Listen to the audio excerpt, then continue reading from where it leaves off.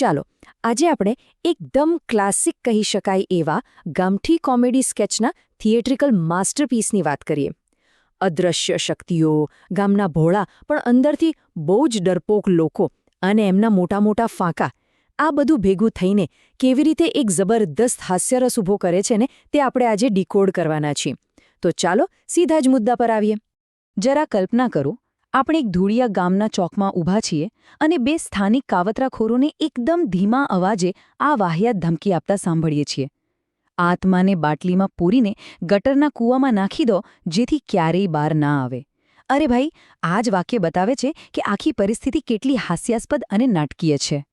જો આપણે ગામના કોઈ સામાન્ય પ્રેક્ષક તરીકે ત્યાં ઊભા હોઈએ ને, તો આપણને એવું જ લાગે કે ડર અને અફવાઓથી ભરેલું કોઈ મસ્ત મજાનું શેરી નાટક ભજવાઈ રહ્યું છે. ગામનો ચોક જાણે એક અસ્તવ્યસ્ત મંચ બની ગયો છે અને પેલી અદૃશ્ય શક્તિ એટલે કે આપણા હરિભા ત્યાં કહેર વર્તાવી રહ્યા છે. પડઘા પાછળ રહીને આ અદૃશ્ય પાત્ર જ આખા નાટકનું સંચાલન કરી રહ્યું છે. હવે અહીંયા મુખ્ય ટક્કર કોની વચ્ચે છે? એક તરફ છે અદૃશ્ય, જાણે કોઈ ભૂતિયા ટીખળખોર હોય એવા હરિભા, અને બીજી તરફ છે મફુજી અને એમનો ભત્રીજો. આ કાકા ભત્રીજો વાતો તો બહુ મોટી મોટી કરે છે, એકદમ ઘમંડી છે, પણ અંદરથી એટલા જ કાયર છે. અને બસ આ ડરપોક ગામવાળાઓ જ્યારે હરિભાને મહાત આપવાના ધંપછાડા કરે છે ને, ત્યાંથી જ અસલી કોમેડી શરૂ થાય છે. અને આ જુઓ, આ સ્કેચનો પાયો જાણે ડર અને શારીરિક અપમાન પર રચાયેલો છે. વિચારો કે ભરતજી જેવો ગામનો એક મોટો રૂઆબદાર માણસ, એ પણ પેલી અદૃશ્ય શક્તિના ડરથી આખા ગામની વચ્ચે જીવ લઈને ભાગે છે. એ ભાઈ પોતે કબૂલે છે કે મને બહુ જ શરમ આવી. એમની આ લાચારી જ આપણને ખડખડાટ હસાવે છે. હવે આવે છે વાર્તાનો બીજો અંક. જાણે કોઈ મોટા વિલન હોય એમ કાવતરા ઘડતા આપણા કાકા ભત્રીજા મફુજી અને તેમના ભત્રીજાને તમે જરા ધ્યાનથી જુઓ. બંને જણા ભેગા થઈને પેલા અદૃશ્ય ત્રાસવાદી માટે એવી ક્રૂર અને અપ્રમાણસર સજાઓ વિચારી રહ્યા છે ને, જાણે કોઈ બહુ મોટા આતંકવાદીનો સામનો ના કરતા હોય.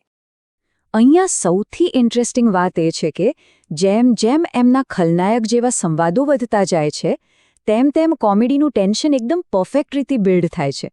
પેલા સ્ટેપ્સ સાંભળો ખાલી. હરિબાને પેલા તેલમાં તળવાના, પછી સળગતા અંગારામાં દાટી દેવાના અને આત્માને બાટલીમાં પૂરી ગટરમાં ફેંકી દેવાની વાતો ચાલે છે. આ પ્લાનિંગ સાંભળવામાં જેટલું ભયાનક લાગે છે, રિયાલિટીમાં એટલું જ રમૂજી છે. થિયેટરની ભાષામાં આને કોમેડિક એક્ઝેજરેશન કહેવાય. પાત્રો ખરેખર કેટલા પાવરલેસ કે શક્તિહીન છે એ છુપાવવા માટે તેઓ આવી અતિશયોક્તિ ભરી મોટી મોટી વાતો કરે છે. અંદરથી થરથર કાંપતા લોકો જ્યારે બહારથી સિંહ બનવાનો દેખાડો કરે ને, ત્યારે આપણને ખબર જ હોય કે આગળ જઈને એમનો જે ફુગ્ગો ફૂટવાનો છે એ જોવાની બહુ મજા પડવાની છે. અને લો, બરાબર જ્યારે કાકા ભત્રીજાના કાવતરા એની ચરમસીમા પર પહોંચે છે, ત્યારે જ આવે છે વાર્તાનું ત્રીજો અંક.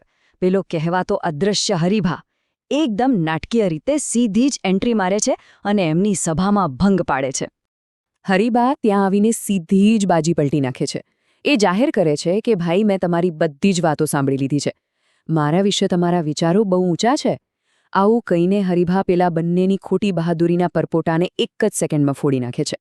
અને હા, એ ચોખ્ખી ચેતવણી પણ આપી દે છે કે 2 વાર જવા દીધા, પણ ત્રીજી વાર તો કોઈ હિસાબે નહીં છોડું. હવે અહીં જુઓ, આખા સ્કેચનો ટર્નિંગ પોઈન્ટ જ આ છે. આ કહેવાતા બહાદુર કાવતરાખોરો સામે જ્યારે એમનો શિકાર ખુદ આવીને ઊભો રહે છે, ત્યારે એમનું રિએક્શન કેવું હોય છે?